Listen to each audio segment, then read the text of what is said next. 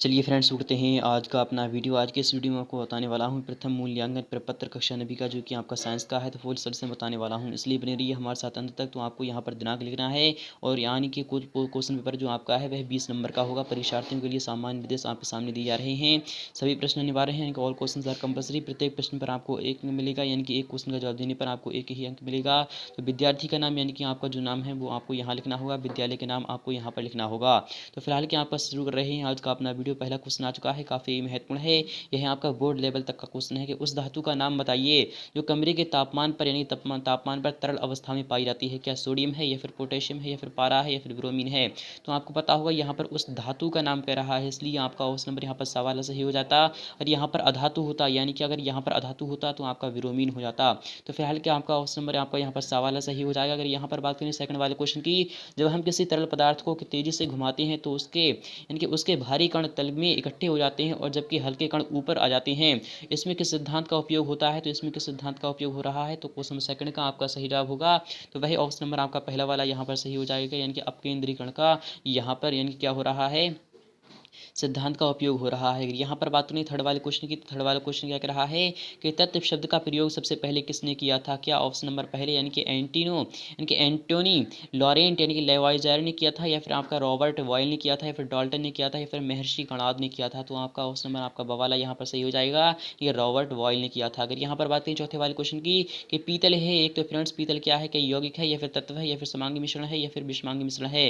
तो पीतल क्या है, तो पीतल एक समांगी मिश्रण है, यानी कि ऑप्शन नंबर आपका यहाँ पर सवाला सही हो जाएगा। अर्थात ऑप्शन नंबर आपका यहाँ पर सवाल सही हो चुका है। यहाँ पर अगर बात करें नेक्स्ट वाले क्वेश्चन की, नेक्स्ट वाला क्वेश्चन क्या कह रहा है, यानी क्वेश्चन 5 क्या कह रहा है, टिंचर यानी कि आयोडीन विलेन में विलेय और विलायक कौन से हैं। एल्कोहल विलेय हैं और आयोडीन विलायक हैं, या फिर आयोडीन विलेय हैं और एल्कोहल विलायक हैं, या फिर दोनों में से ही किसी को ही हम विलेय या विलायक मान सकते हैं, या फिर टिंचर आयोडीन एक विलेय नहीं है। तो क्वेश्चन 5 का आपका सही जवाब कौन सा होगा। तो ए वाला ऑप्शन, अर्थात एल्कोहल विलेय है और आयोडीन विलायक है, यानी कि ऑप्शन नंबर आपका ए वाला यहाँ पर सही हो जाएगा। यहाँ पर अगर बात करें क्वेश्चन 6 की, तो क्वेश्चन 6 में आपका आंसर क्या हो जाएगा, निम्नलिखित में से कौन सी अधातु है जो कि विद्युत की अच्छी सुचालक है। तो विद्युत की सुचालक कौन सी अधातु है, वह ग्रेफाइट है। अगर यहाँ पर बात करें सातवें क्वेश्चन की, जब हम यानी कि अमोनियम क्लोराइड और सोडियम हाइड्रोक्साइड यानी क्लोराइड के मिश्रण में से यानी कि अमोनियम क्लोराइड को अलग कैसे यानी कैसे अलग कर सकते हैं। अवक्षेपण द्वारा, या फिर ऊर्ध्वपातन द्वारा, या फिर क्रोमेटोग्राफी द्वारा, या फिर अपकेंद्रण द्वारा। क्वेश्चन 7 का आपका सही जवाब कौन सा होगा। तो आपका यानी कि बी वाला ऑप्शन यहाँ पर सही हो जाएगा, ऊर्ध्वपातन के द्वारा। अगर क्वेश्चन नंबर 8 की बात करें कि भोजन पकाने और भोजन के पाचन के बारे में कौन सा कथन सही है। क्या दोनों भौतिक क्रियाएं हैं, फिर दोनों रासायनिक क्रियाएं हैं, फिर भोजन पकाना भौतिक क्रिया जबकि भोजन का पाचन रासायनिक क्रिया है। भोजन पाचन यानी कि पकाना रासायनिक क्रिया है, जबकि भोजन का पचना भौतिक क्रिया है। तो क्वेश्चन नंबर 8 का आपका सही जवाब कौन सा होगा। तो आपका यहाँ पर बी वाला ऑप्शन सही हो जाएगा, अर्थात दोनों रासायनिक क्रियाएं हैं, यानी कि ऑप्शन नंबर आपका बी वाला यहाँ पर सही हो जाएगा। यहाँ पर बात करें क्वेश्चन नंबर 9 की, तो क्वेश्चन नंबर 9 भी काफ़ी महत्वपूर्ण है। निम्नलिखित में से कौन सी अवस्था वाष्पीकरण को बढ़ाती है। जल का तापमान बढ़ाने से, यानी जल का तापमान घटने से, जल के कम सतह क्षेत्रफल से, या फिर जल में साधारण नमक डालने से। तो क्वेश्चन नंबर 9 का आपका सही जवाब कौन सा होगा। तो आपका ए वाला ऑप्शन यहाँ पर राइट हो जाएगा, अर्थात तो आपका जल का तापमान बढ़ाने से। अगर यहाँ पर बात करें 10वें क्वेश्चन की, गर्मियों में घड़े में रखा पानी ठंडा हो जाता है, ऐसा किस घटना के कारण होता है। तो आपको पता होना चाहिए, गर्मियों में घड़े में रखा पानी ठंडा हो जाता है, वह क्वेश्चन नंबर 10 का जो सही जवाब होगा। तो यहाँ पर बी वाला ऑप्शन आपका यहाँ पर राइट हो जाएगा, यानी कि बी वाला ऑप्शन यानी कि बाष्प उत्सर्जन, आपका बी वाला ऑप्शन यहाँ पर राइट हो जाएगा।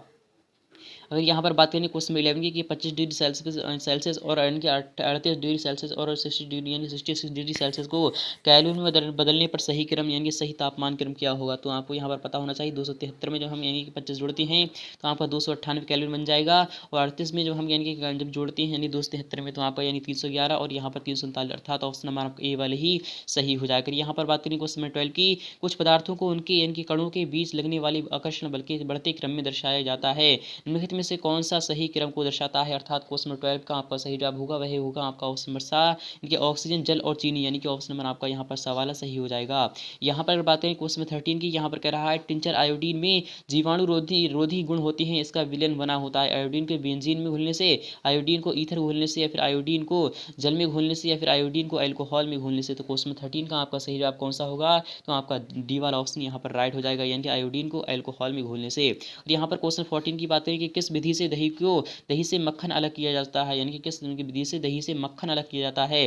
तो क्वेश्चन 14 का आपका सही जवाब कौन सा होगा, यानी कि क्वेश्चन 14 का यहाँ पर सही जवाब होगा ऑप्शन नंबर द, यानी कि कौन से, यानी कि अपकेंद्रण द्वारा। और यहाँ पर बात करें क्वेश्चन 15 की, यानी कि निम्नलिखित में से कौन एक शुद्ध पदार्थ है, क्या दही है, केरोसिन तेल है, अशुद्ध जल है, या फिर आपका आइसक्रीम है। तो आपको क्वेश्चन नंबर यहाँ पर सवाल सही हो जाएगा अशुद्ध जल, यानी कि शुद्ध जल। क्वेश्चन नंबर 16 की बात करें, निम्नलिखित में से कौन एक मिश्रण है, सोना है, ग्रेफाइट है, स्टील है, या फिर अशुद्ध जल है। क्वेश्चन 16 का आपका सही जवाब कौन सा होगा, तो आपका सवाल ऑप्शन अर्थात स्टील है। अगर यहाँ पर बात करें क्वेश्चन 17 की, निम्नलिखित में से कौन प्रकृति में सजातीय है, बर्फ है, लकड़ी है, मिट्टी है, या फिर उपरोक्त सभी। तो आपका विकल्प यहाँ पर डी वाला सही हो जाएगा, क्योंकि उपरोक्त सभी ही यानी कि प्रकृति में सजातीय हैं। क्वेश्चन 18 की अगर बात करें, रक्त और समुद्री जल होती हैं, दोनों मिश्रण होती हैं, दोनों यौगिक होती हैं। रक्त एक मिश्रण है जबकि समुद्र का पानी एक यौगिक है।